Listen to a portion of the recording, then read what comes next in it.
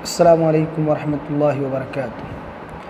الحمد للہ رب العالمین والعاقبۃ للمتقین والصلاة والسلام علی سید الانبیاء والمرسلین ومن تبعهم بإحسان الى یوم الدین، اما بعد فاعوذ باللہ من الشیطان الرجیم، بسم اللہ الرحمن الرحیم، انا نحن نزلنا الذکر وانا له لحافظون۔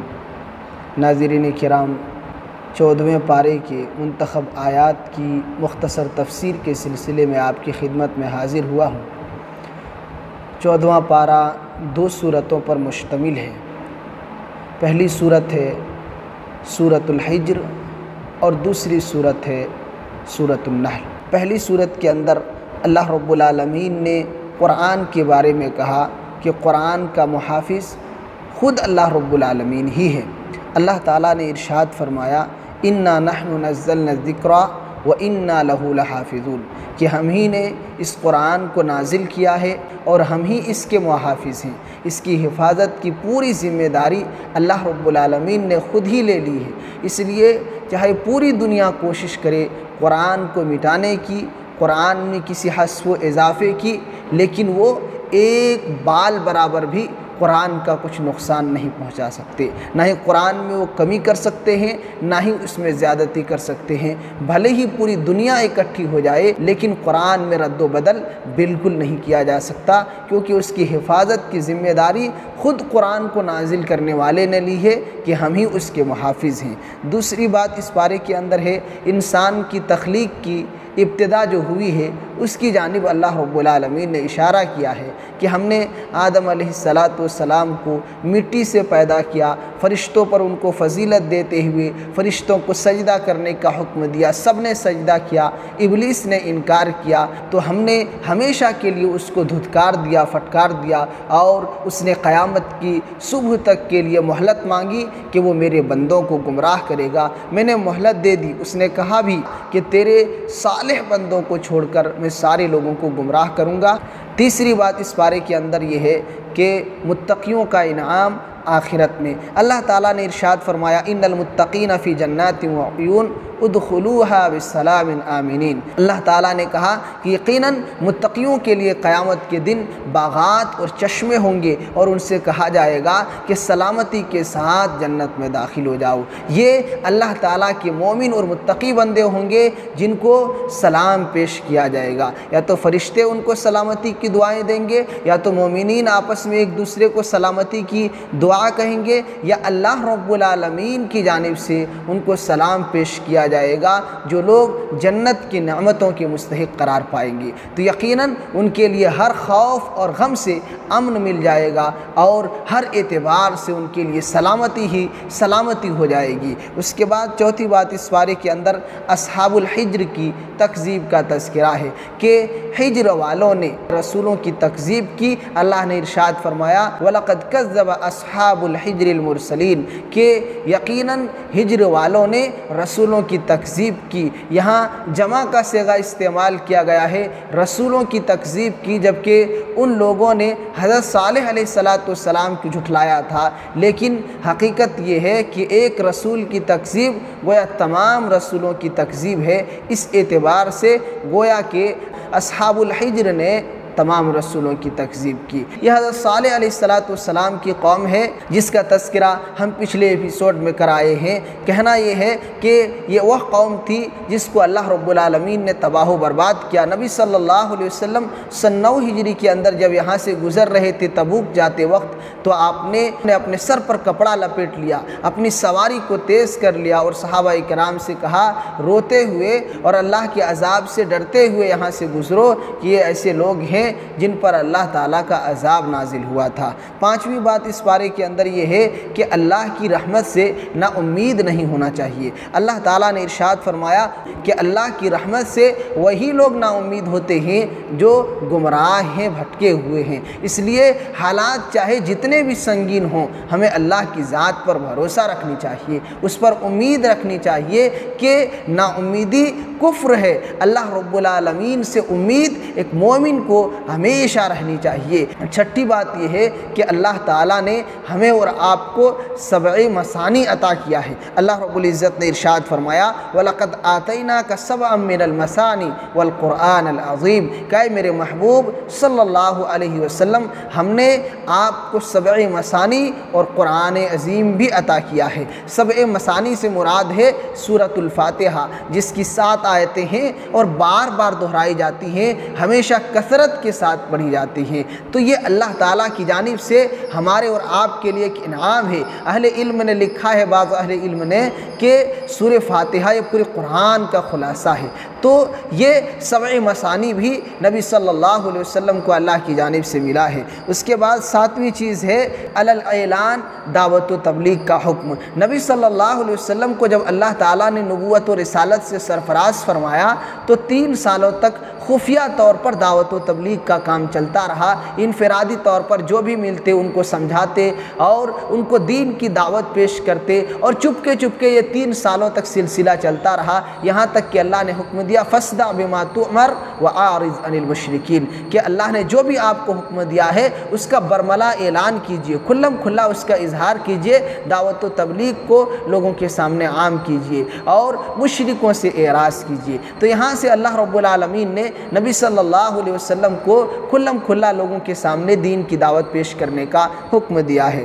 8ویں بات یہ ہے کہ اللہ کی عبادت کریں، مگر کب تک؟ اللہ رب العالمین نے کہا کہ فَسَبِّحْ بِحَمْدِ رَبِّكَ وَكُن مِّنَ السَّاجِدِينَ، کہ تم لوگ اللہ کی تسبیح بیان کرو اس کے حمد کے ساتھ، اور سجدہ کرنے والوں میں اپنے آپ کو شامل کر لو۔ وَاعْبُدْ رَبَّكَ حَتَّىٰ يَأْتِيَكَ الْيَقِينُ، اور اپنے رب کی عبادت کرتے رہو یہاں تک کہ موت آ جائے۔ تو ہمیں اللہ کی عبادت موت کے آنے تک کرنی ہے۔ صرف وقتی طور پر عبادت کریں گے اور سال کے عام دنوں میں اللہ کو بھول جائیں گے تو اللہ تعالیٰ کو یہ عبادت ایسی پسند نہیں ہے۔ موت تک اللہ کی عبادت کرنی ہے، جب تک زندگی ہے، جب تک سانس ہے، تب تک اللہ کی عبادت ہے، چھٹکارا بالکل نہیں ہے۔ اس لیے اللہ کا محبوب بنیں، اللہ کی عبادت کے ساتھ اپنی زندگی کو بسر کریں کہ اللہ نے عبادت کا حکم دیا ہے موت کے آنے تک۔ اس کے بعد سورۃ النحل ہے، اس سورت میں توحید باری تعالیٰ کا بیان ہے، اللہ تعالیٰ کی کمال قدرت اور اللہ تعالیٰ کی وحدانیت کے ڈھیر ساری دلیلیں قرآن کی مختلف صورتوں میں اور ڈھیر ساری آیتوں میں بکھری پڑی ہیں، لہذا ایک اللہ کی ہمیں عبادت کرنی چاہیے، اسی کے آگے سربا سجود ہونا چاہیے۔ دوسری بات یہ کہ اللہ کی دی ہوئی نعمتوں کو ہم شمار نہیں کر سکتے ہیں۔ اللہ تعالیٰ نے ارشاد فرمایا وَإِن تَعُدُّوا نِعْمَةَ اللَّهِ لَا تُحْصُوهَا، اگر تم اللہ کی نعمتوں کو گننا چاہو گے، شمار کرنا چاہو گے، نہیں گن سکتے۔ اور یقیناً کون سا ایسا انسان ہے جو اللہ کی نعمتوں کو گن سکتا ہو؟ سر سے پاؤں ہی تک دیکھ لیں، اتنی نعمتیں ہیں، آنکھ سلامت ہے، ہاتھ سلامت ہے، بدن سلامت ہے، اللہ تعالیٰ نے ہمارے جسم کے اندرونی حصوں کو سلامت رکھا ہے، پاؤں سلامت ہے، آپ دیکھتے جائیے، گنتے جائیے، یہ تو آپ کی ذات کے حد تک ہے۔ آپ باہری دنیا کو بھی دیکھیے کہ اللہ تعالیٰ نے کتنی نعمتیں ہمارے اور آپ کے لیے رکھی ہیں۔ لہذا اگر دنیا میں کوئی ہم پر ایک احسان کر دے، کوئی ہمارا ایک کام کر دے، ہمارے ساتھ بھلائی کا برتاؤ کرے، تو ہم اس کے گن گاتے نہیں تھکتے ہیں، زبانوں پر ان کے نام ہمیشہ یاد رکھتے ہیں اور اچھائی کے ساتھ اس کا تذکرہ کرتے ہیں اور بار بار ان کا شکریہ ادا کرتے ہیں۔ پھر اللہ تعالیٰ کا کتنا شکر ادا کرنا چاہیے، لیکن پھر بھی اکثر بندے ناشکرا ہیں، اللہ کا شکر ادا نہیں کرتے۔ لہذا اتنی نعمتوں کو اللہ نے دیا ہے، ہم اللہ کا شکر ادا کریں، اس کی عبادت کو بجا لائیں، اللہ کے سامنے جھکیں، اس کی بڑائی کو بیان کریں کہ اللہ تعالیٰ کی دی ہوئی نعمتیں بے شمار ہیں اور لازوال ہیں، جن کی کوئی ہم مول نہیں دے سکتے اور جن کا کوئی مقابلہ ہم نہیں کر سکتے ہیں۔ اس کے بعد کیا صالحین اور اولیاء اپنی قبروں کے اندر زندہ ہیں؟ قرآن خود جواب دیتا ہے والذین یدعون من دون اللہ لا یخلقون شیئا وهم یخلقون اموات غیر احیاء وما یشعرون ایان یبعثون، کہ یہ لوگ جس کو اللہ کو چھوڑ کر پکارتے ہیں جن چیزوں کو، وہ کسی بھی چیز کو پیدا کرنے کی قدرت نہیں رکھتے، بلکہ وہ تو خود پیدا کیے گئے ہیں اور وہ مردہ ہیں، وہ مردہ ہیں، زندہ نہیں ہیں، اور انہیں یہ بھی احساس نہیں کہ کب ان کو دوبارہ اٹھائے جائیں گے۔ آپ غور کریں، اللہ رب العالمین نے واضح الفاظ میں کہا ہے کہ جسے لوگ اللہ کے سوا پکارتے ہیں وہ کچھ بھی پیدا کرنے کی طاقت نہیں رکھتے۔ آج لوگ کہتے ہیں کہ اولیاء اللہ اولادیں دے رہے ہیں، اولیاء اللہ اور پیر ہمیں بچے دے رہے ہیں، بیٹے دے رہے ہیں، بیٹیاں دے رہی ہیں۔ یہ سب ڈھونگ ہیں اور اللہ رب العالمین کے ساتھ شرک ہے جو سب سے بڑا گناہ ہے۔ ایسے ہی اللہ نے کہا کہ جن کو یہ لوگ پکارتے ہیں وہ مردہ ہیں، زندہ نہیں ہیں۔ ہمارے بھائی کہتے ہیں کہ قبر میں مدفون لوگ زندہ ہیں، قرآن کہتا ہے کہ وہ زندہ نہیں، وہ مردہ ہیں، اور انہیں اتنا بھی احساس نہیں کہ دوبارہ کب ان کو اٹھائے جائیں گے۔ تو یہ کیسے اللہ رب العالمین کے شریک اور برابر ہو سکتے ہیں جن کو خود اپنی ذات کا پتہ نہیں ہے کہ واپس ان کو کب اللہ رب العالمین قبروں سے اٹھائیں گے۔ لہذا اس میں صالحین، غیر صالحین سارے لوگ شامل ہیں کہ جو قبروں کے اندر مدفون ہیں وہ زندہ نہیں ہیں، وہ مردہ ہیں، اور ان کو اتنا بھی احساس نہیں کہ ان کو اللہ رب العالمین کب اٹھائیں گے۔ کہنا یہ ہے اس نقطے کے اندر کہ جو لوگ قبروں میں مدفون ہیں وہ کسی کو کچھ نہیں دے سکتے۔ آج جو اولیاء کے قبروں اور مزاروں پر میلے اور ٹھیلے لگائے جاتے ہیں، ان سے اولادیں مانگی جاتی ہیں، یہ سب کے سب شرکیہ اعمال ہیں جو انسان کو جہنم میں لے جائیں گے۔ لہذا ایسے اعمال سے توبہ کریں، اللہ سے اولاد طلب کریں، جو کچھ مانگنا ہو اللہ کی ذات کافی ہے۔ جب کائنات کو بسا سکتا ہے، پوری کائنات کو چلا سکتا ہے، کائنات کے ایک ذرے ذرے کا اور ایک گرتے ہوئے پتے کا حساب رکھ سکتا ہے، تو کیا وہ اللہ آپ کو اولاد نہیں دے سکتا؟ جب پوری دنیا کو اتنا کچھ اللہ دے سکتا ہے تو اللہ تعالیٰ آپ کی ایک معمولی سی خواہش کو پورا نہیں کر سکتا؟ یقیناً کر سکتا ہے، اخلاص کے ساتھ۔ شرط یہ ہے کہ اخلاص کے ساتھ اللہ رب العالمین سے مانگا جائے، اللہ تعالیٰ ضرور عطا کریں گے۔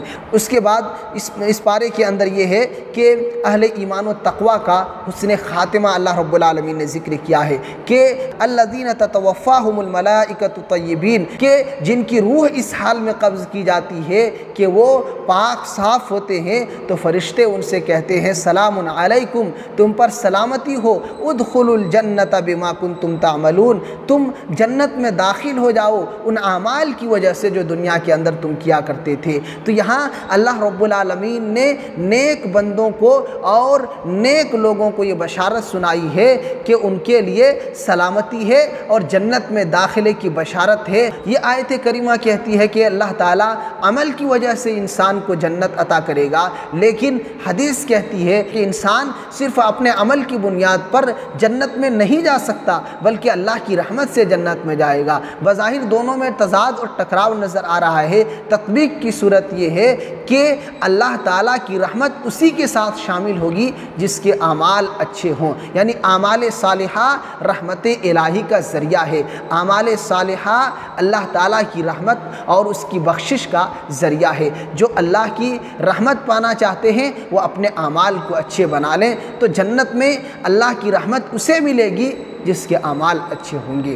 اس کے بعد اللہ رب العالمین نے پانچویں بات اس پارے کے اندر یہ بیان کی ہے کہ ہم نے ہر امت میں رسول کو بھیجا ہے۔ کیوں؟ وَلَقَدْ بَعَثْنَا فِي كُلِّ أُمَّةٍ رَسُولًا أَنِ اعْبُدُوا اللَّهَ وَاجْتَنِبُوا الطَّاغُوتَ، ہر امت میں ہم نے پیغمبر اور رسول بھیجے ہیں کہ تم اللہ کی اطاعت کرو اور طاغوت کی بندگی سے بچو۔ یہ دو ٹکڑے ہیں، ایک تو اللہ کی وحدانیت کی دعوت دینا اور دوسرا شرک سے روکنا ہے۔ جہاں توحید ہے ساتھ ہی ساتھ شرک کی گندگی اور غلاظت سے لوگوں کو محفوظ بھی رکھنا ہے۔ تو یہ تمام انبیاء علیہ السلام کی بنیادی دعوت تھی، لہذا ہم اپنی زندگی میں توحید کو پختہ بنائیں۔ اس کے بعد چھٹی چیز اس پارے کے اندر یہ ہے کہ شہد کی مکھی کا تذکرہ ہے۔ ان کا معاملہ بھی بڑا عجیب ہوتا ہے۔ اللہ تعالیٰ نے ان کو پیدا کیا ہے، یہ پہاڑوں اور درختوں پر بسیرا کرتی ہیں اور یہ مختلف جگہوں پر جا کر کے پھولوں کے رسوں کو چوستی ہے، پھلوں کے رسوں کو چوستی ہے اور پھر اس سے شہد تیار ہوتا ہے،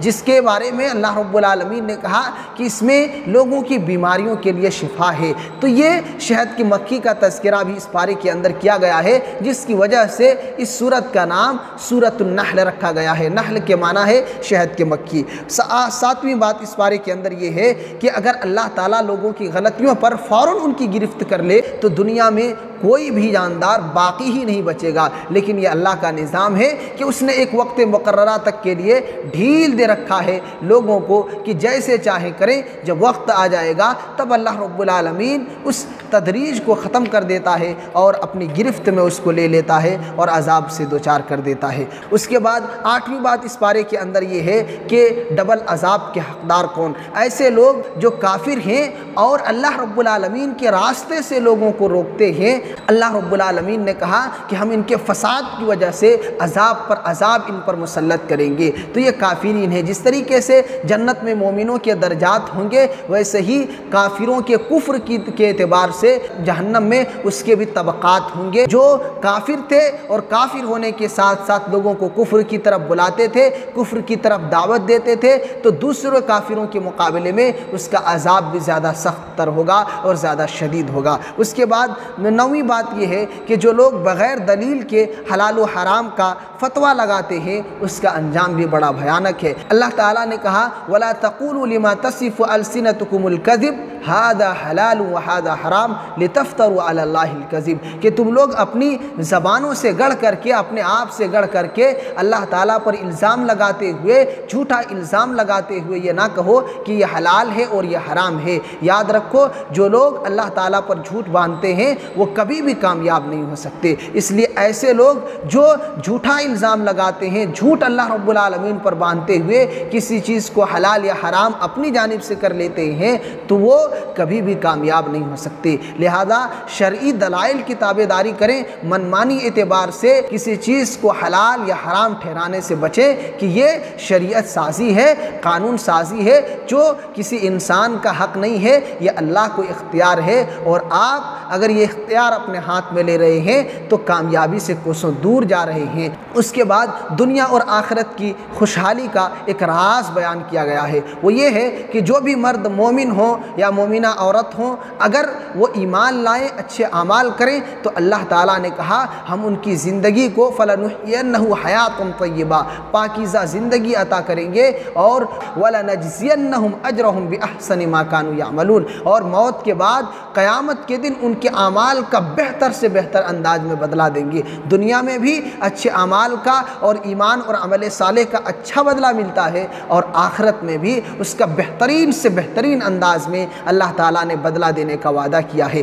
آخری بات وہ یہ ہے کہ دعوت کا اسلوب کیا ہونا چاہیے۔ اللہ تعالیٰ نے ارشاد فرمایا ادعو الی سبیل ربک بالحکمہ والموعظۃ الحسنہ وجادلہم باللتی ہی احسن، کہ آپ اپنے رب کی جانب دعوت دیجئے حکمت کے ساتھ۔ ایک تو حکمت ہونی چاہیے، ماحول موقع ساری چیزوں کو دیکھ کر کے دعوت کو پیش کیا جائے، اور والموعظۃ الحسنہ، اور دوسرا یہ کہ اچھے انداز میں دعوت دی جائے، آپ کے الفاظ میں شیرینی ہو، آپ کی باتوں میں مٹھاس ہو، آپ کی باتوں میں نرمی ہو، پیار اور محبت کا اظہار ہو۔ تو یہ نرمی اور محبت کا برتاؤ کرتے ہوئے ان کو اپنا سمجھتے ہوئے دعوت دی جائے، دشمن سمجھ کر کے دعوت پیش نہ کی جائے، کیونکہ جب تک آپ اچھے انداز میں دعوت پیش نہیں کریں گے وہ آپ کی دعوت قبول ہی نہیں کر سکتے۔ اس لیے بعض اہل علم نے لکھا ہے کہ توحید کی دعوت بہت ہی کڑوی ہوتی ہے ایسے لوگوں کے لیے جو شرک کے دلدل میں ڈوبے ہوئے ہیں۔ ان کو اگر کوئی چیز نرم بنا سکتی ہے